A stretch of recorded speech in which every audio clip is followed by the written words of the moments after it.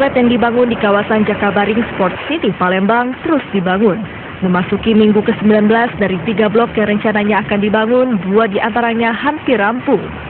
Tiap blok terdiri dari 123 unit kamar, plus dapur dan kamar mandi. Proyek yang mulai dibangun sejak 17 Desember lalu ini direncanakan selesai bulan Juli mendatang. Menurut manajer proyek pembangunan Wisma Atlet Mumu Mulyadi, hingga kini pembangunan sudah mencapai 45% dan akan terus berjalan sesuai rencana tanpa terpengaruh dengan kasus suap yang melibatkan Sekretaris Menpora Wafid Muharram. Alhamdulillah sampai sekarang kita berjalan lancar, tidak ada halangan apa-apa. Kami tetap karena ini adalah proyek yang buat SEA Games, ya. Ini adalah perhelatan nasional. Sebelumnya, KPK telah menahan Sekretaris Menpora Wafid Muharram dan 2 tersangka lainnya yang terlibat dugaan suap pembangunan Wisma Atlet SEA Games sebesar 3,2 miliar rupiah.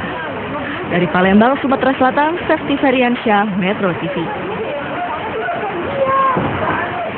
Baik, kita lanjutkan dialog kita. Kita akan kembali kepada Kamarudin Simanjuntak. Pak, pada saat malam tertangkap tangan 21 April, apa peran Rosa pada malam itu? Apakah benar dia berperan sebagai broker? Jika broker apa? Klien saya bukan broker, tetapi dia disuruh oleh pimpinannya untuk mendampingi salah satu direktur perusahaan rekanan, yaitu PT DGI, agar dipertemukan dengan tapi aneh sekali itu. Apa perannya? Kenapa harus mendampingi? Apa hubungannya? Kenapa harus mendampingi? Karena pada awalnya pertengahan 2010 pimpinan daripada Rosa bertemu dengan Sekretaris Menpora ini di suatu tempat di Hotel Sultan atau di suatu restoran. Di situ mereka sudah bercengkerama, kemudian mengundang Rosa. Terus kenalkan ini si Anu, disebutlah namanya, dan kenalkan ini staf saya atau bawahan saya. Sejak saat itulah mereka ada hubungan. Kemudian sebulan kemudian Ros tolong dampingi direktur ini mengantarkan company profile kepada Sekretaris Menpora ini, kan gitu ya. Kemudian beberapa saat kemudian sudah ditetapkan menjadi pemenang dalam satu tender tertentu. Dan suatu saat si Ros ini pun menjadi sering kena tagih. Ada ditagih dari komisi tertentu, dan saya sebutkan komisinya. DPR? Betul. Kemudian ditagih juga oleh Sekretaris Menpora. Karena kenapa? Sudah ada katanya pembayaran 13% yang sudah dibayarkan ke atasan dia, tetapi atasannya ini tidak komit untuk membagi ke yang lain. Bisa diperjelas ini pembayaran apa? Pembayaran markup? Pembayaran semacam fee atau fee untuk memperantarai PT DGI, kepada pihak-pihak tertentu tadi dari Menpora ini. Nah, kemudian karena si 13% ini tidak dibagi-bagi, maka ada tagihan kepada Ros supaya dia mengholding yang lain-lainnya itu ada komit untuk membagi.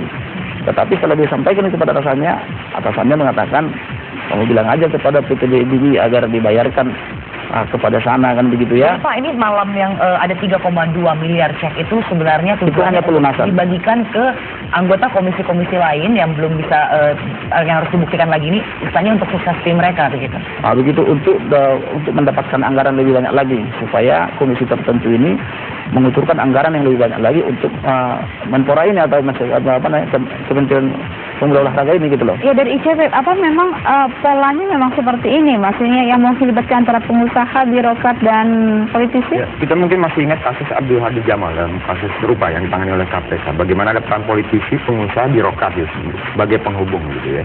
Nah, dalam konteks ini kalau tidak ada korelasi dengan mereka, saya kira ada sisa. Dalam kasus PT DGI, kalau dari catatan kita, misalnya dari 17 proyek yang mereka pegang, 12 diantaranya proyek pemerintah. Nah, ini menjadi pertanyaan, apakah prosesnya proses yang sudah benar atau ada proses-proses yang agak janggal di sini.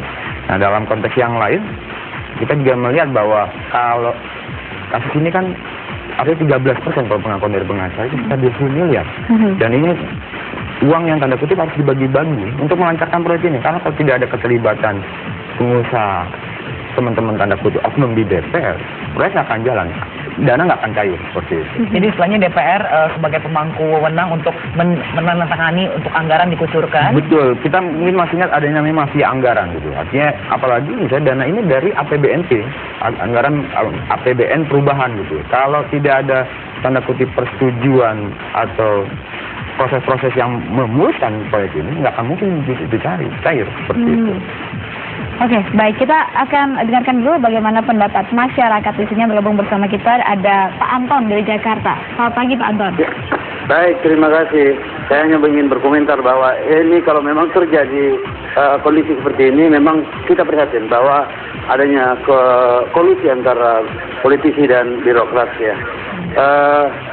Hal ini harus diungkap oleh aparat keamanan, aparat yang berwenang, dalam hal ini mungkin KPK, sehingga masalahnya tidak bias. Kita harus kembalikan kepada ranah hukum, sehingga tidak ada upaya-upaya kelompok-kelompok tertentu, kelompok-kelompok kepentingan untuk mempolitisasi kasus tersebut. Demikian komentar saya. Terima kasih. Baik, terima kasih. Ada penelpon berikutnya, Rita? Dengan Bapak Ade Ardiansyah dari Cibinong. Selamat pagi Pak Ade. Ya, Assalamualaikum warahmatullahi wabarakatuh. Waalaikumsalam Pak. Ya, saya pendapat dengan yang pertama, tapi jelas gini, ini kan pasti ada pelibatan kekuasaannya. Kekuasaan yang sangat besar di situ. Nah, polisi dan KPK dengan harus tampil percaya diri, karena rakyat menunggu. Seperti kawan-kawan kemarin aksi di KPK juga menuntut agar kalau bisa periksa ya menterinya, dan saya bertanggung jawab untuk itu, mendukung ICW serta KPK mungkin untuk memfollow up itu.